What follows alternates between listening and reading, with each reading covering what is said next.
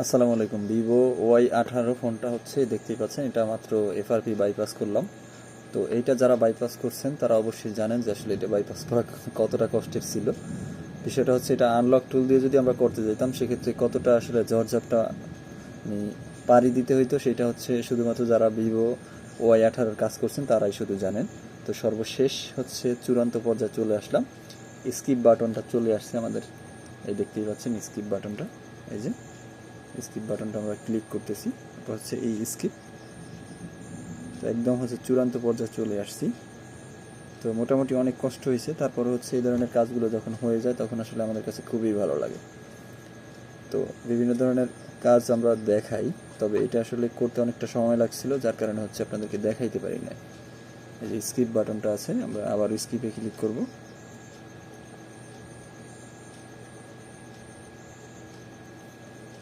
Connecting, next. 3টা জিমেলের মাধ্যমে আসলে এটা অ্যাড হয়ে গেছে, দেখতেই পারতেছেন। ওই যে মানে এটা কিন্তু ক্লোন করে করতে হয়েছিল, কাজটা ক্লোনের মাধ্যমে হচ্ছে। ওই যে দেখতেই পাচ্ছেন পোকো X3, এটার সাথে আসলে মূলত ক্লোন করা হয়েছিল। এবার হচ্ছে আমাদের NFC যে লক, মানে পোকো X3 NFC যে লক, সেই লকটা কিন্তু আমার এইটাই দিতে হবে। আমি যেটা দিয়ে আসলে মূলত ভিডিও করতেছি ওই ফোনের লকটা আমাকে এখানে এখন ইনপুট করতে হবে। এই কনফার্ম করলাম, মানে একটা ফোন দিয়ে ক্লোন করে হচ্ছে, তারপর হচ্ছে এটার লকটা খুলতে পারলাম।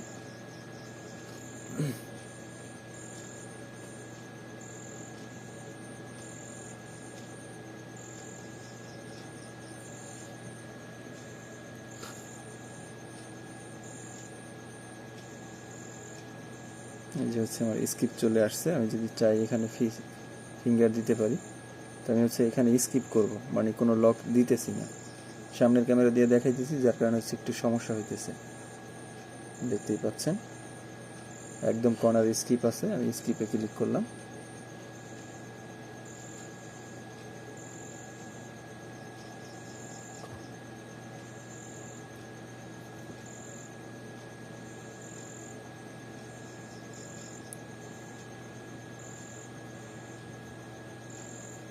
ফোনটা কিন্তু আমার একদম হচ্ছে হোম পেজে চলে আসছে। তো ভালো লাগলে অবশ্যই চ্যানেলটিকে সাবস্ক্রাইব করে রাখবেন।